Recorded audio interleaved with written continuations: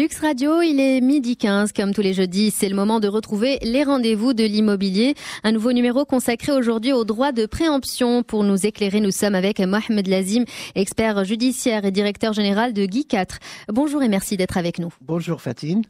Alors, avant de vous laisser justement la parole, Dunia, excusez-moi, je rappelle que vous pouvez réagir et poser vos questions sur l'application Lux Radio. Alors, Mohamed Lazim, merci d'être avec nous une nouvelle fois pour nous éclairer sur ce sujet qui est pas forcément facile parce que vous nous le disiez à l'instant. D'habitude, on en parle plutôt en langue arabe. Exactement. Donc voilà, on va essayer de faire comprendre l'essentiel aujourd'hui. Donc, pour rentrer dans le vif du sujet, quand on évoque le droit de préemption, de quoi est-ce qu'on parle au juste ?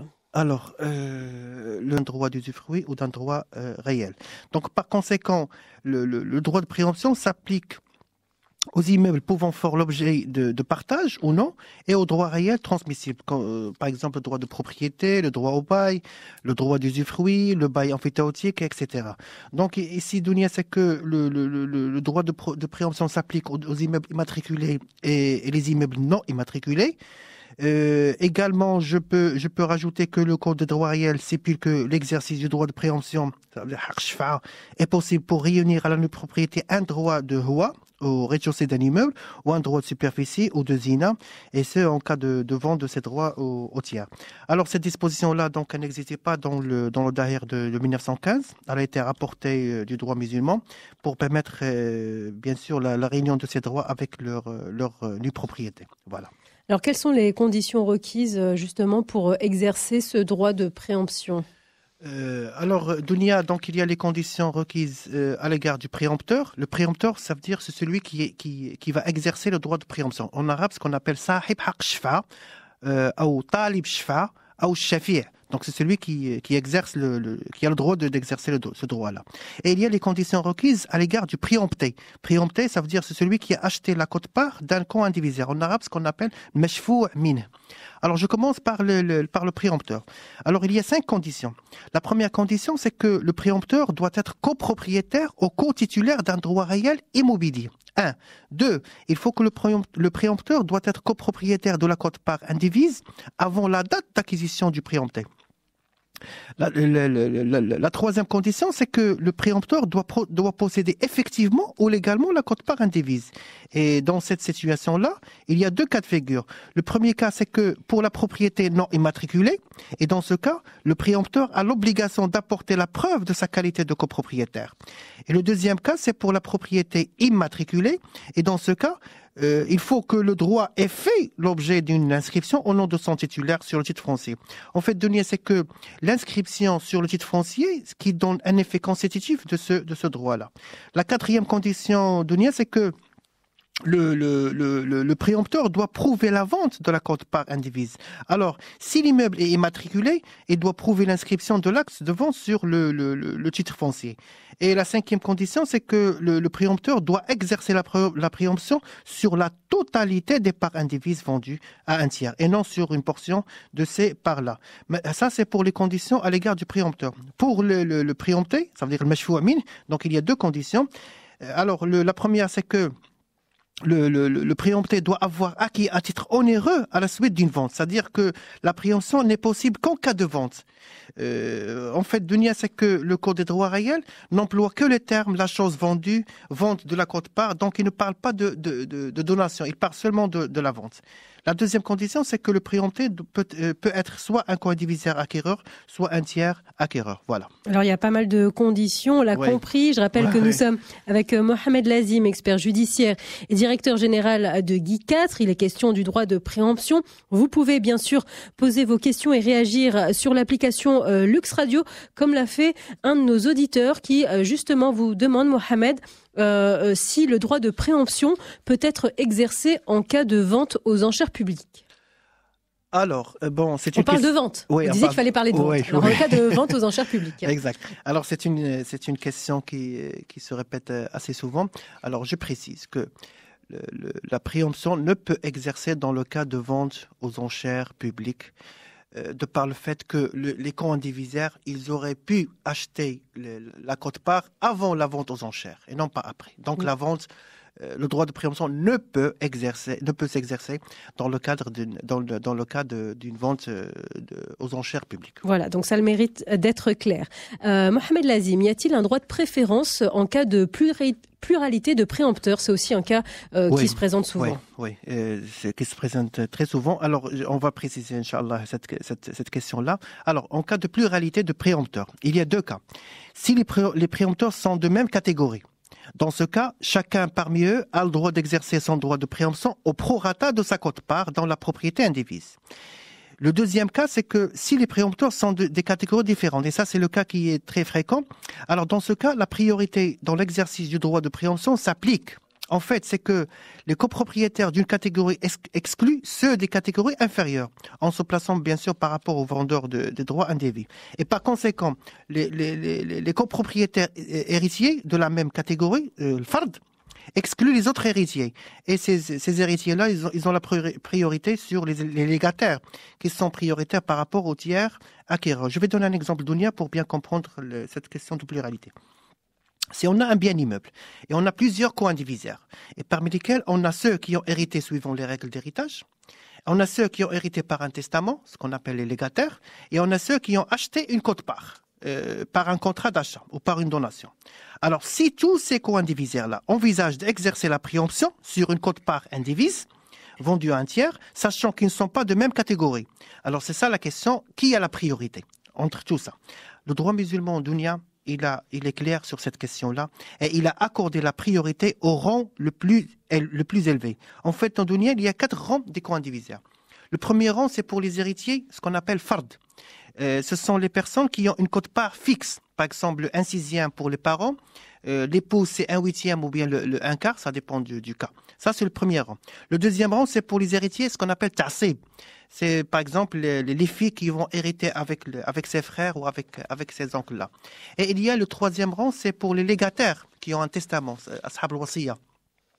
Le quatrième rang, c'est pour les personnes qui ont acquis une quote-part à titre gratuit ou à titre onéreux. Donc la priorité est accordée au premier rang, ensuite au deuxième rang, ensuite au troisième rang, et enfin c'est le quatrième. Donc c'est par priorité, c'est par le niveau supérieur du rang. Voilà. D'accord, très bien.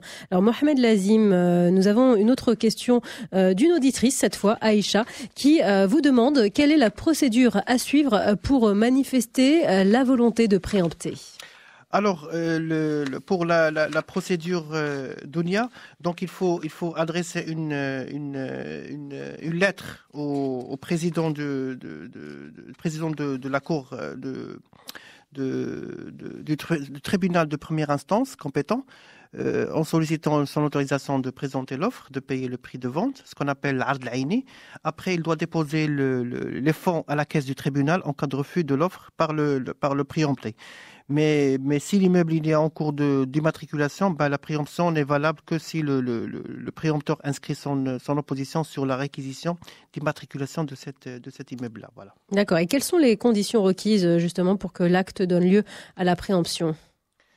Alors pour les conditions d'Ounia, c'est que il y a 3 conditions.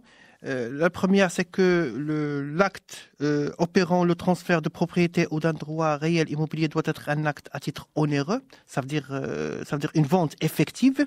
En fait, Dounia, c'est que le droit de préemption n'est pas possible dans le cas d'un acte à titre gratuit, sauf s'il s'agit de simulation, ce qu'on appelle en arabe l'aqd sori, ou de transactions servant à déguiser une vente.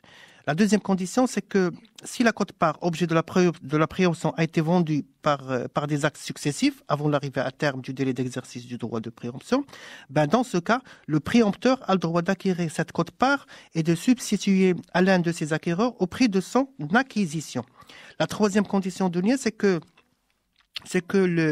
si les portions de la quote-part ont été vendues par des actes différents, dans le cadre d'un échange ou une vente, dans ce cas, le préempteur a l'option soit d'exercer son droit sur les actes de toutes ces portions, ou soit de préempter les portions de l'un de ces actes-là. Alors, Mohamed Lazim, expert judiciaire et directeur général de Guy 4, pouvez-vous aussi nous expliquer, nous indiquer quels sont les délais d'exercice de la préemption ? Dounia, c'est une très bonne question pour les délais parce que on le trouve cette question qui se pose assez souvent également. Alors pour les délais Dounia, c'est que il faut distinguer entre trois situations.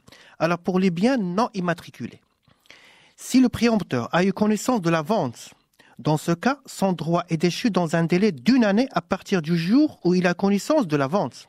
1 année, s'il a connaissance de la vente.